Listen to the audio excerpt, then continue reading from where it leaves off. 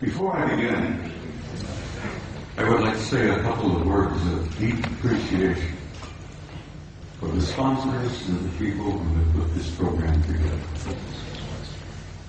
I've been involved in speaking publicly all over the planet and all over the United States. I've been at conferences here, I've been at conferences there, and I know how terribly difficult it can be to put a program like this together.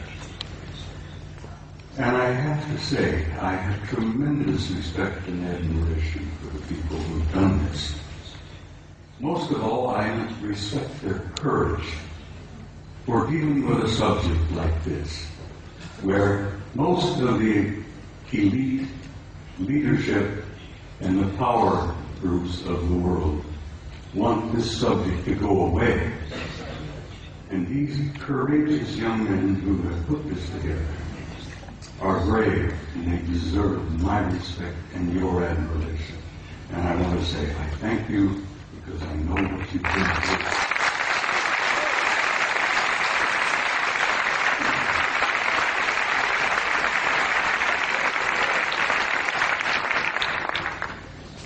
Now I must explain something else to you.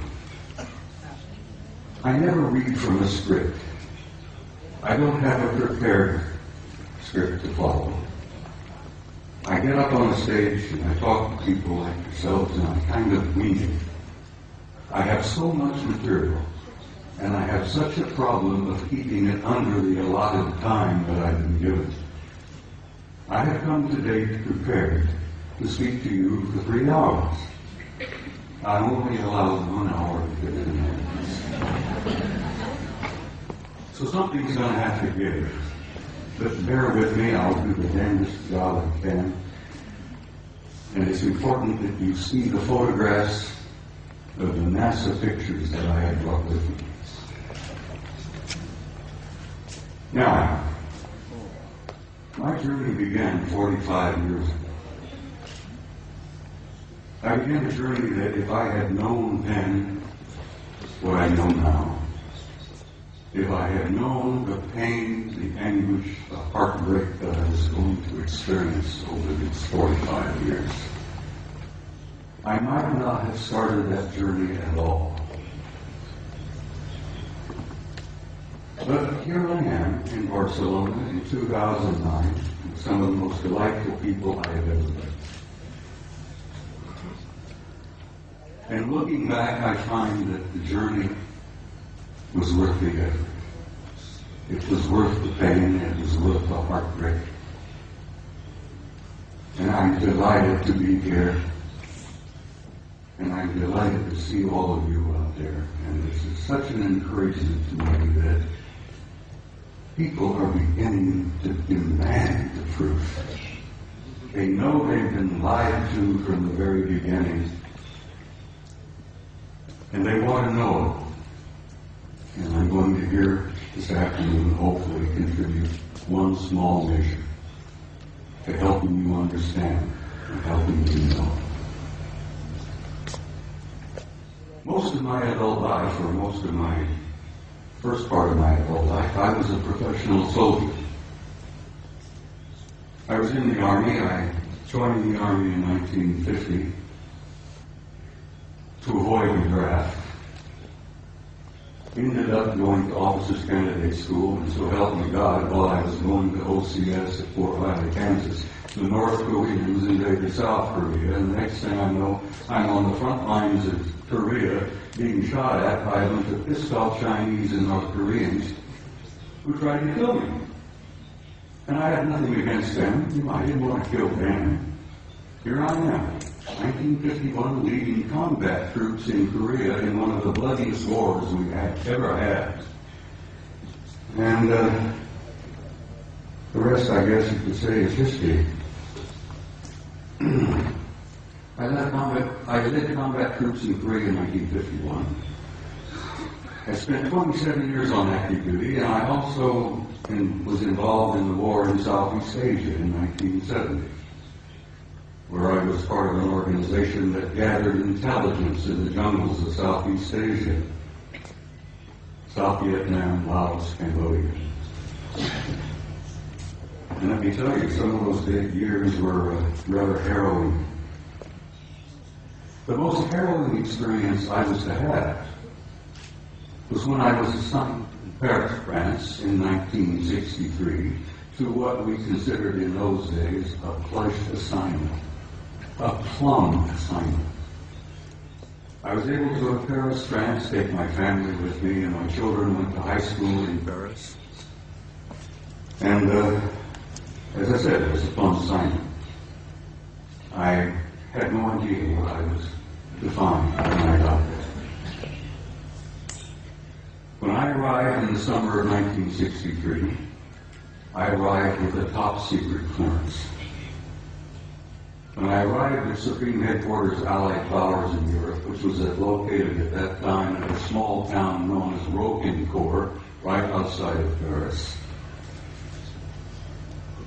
my security clearance was upgraded to Cosmic Top Secret, which was then and still is today the highest level of security classification that NATO has.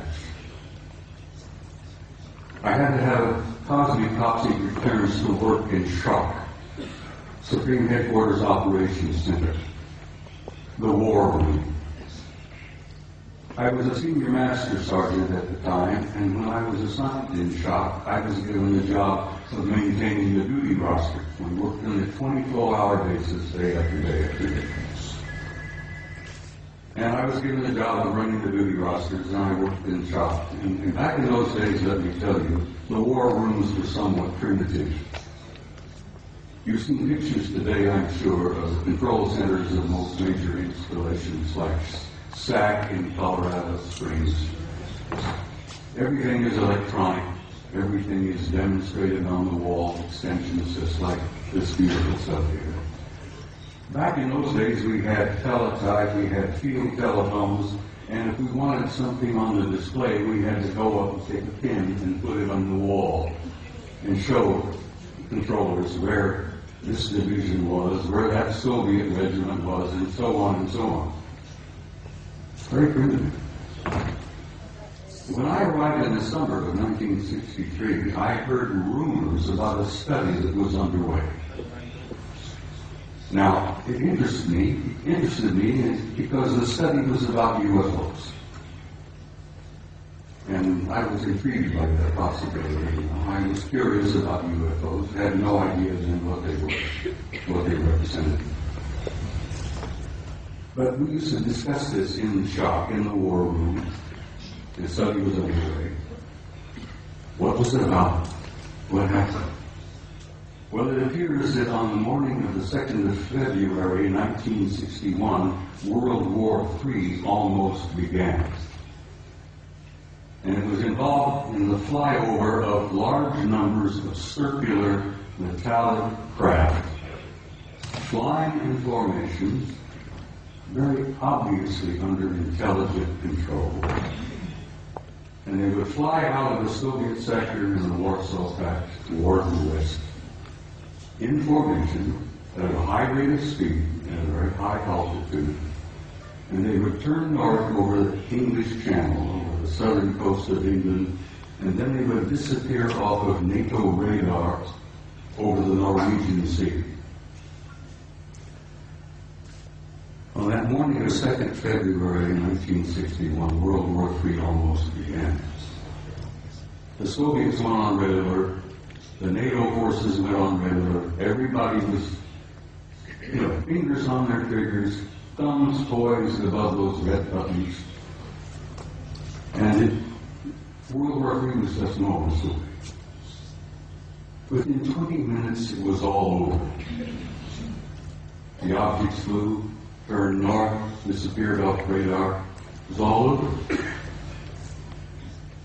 After this event occurred, a British Air Marshal by the name of Sir Thomas Pike, who was a Deputy Supreme Allied Commander in Europe at that time. He was the deputy to my boss, General Lyman Wendesser, an American four-star general who was known as SACEUR, Supreme Allied Commander in Europe. Air Marshal Pike says, "I've had enough of this. These objects have been showing up regularly from time to time. And as I said, they almost triggered a war." Air Marshal Pike said, "We're going to have to come to terms and find out what the hell's going on here. I want to know." So he began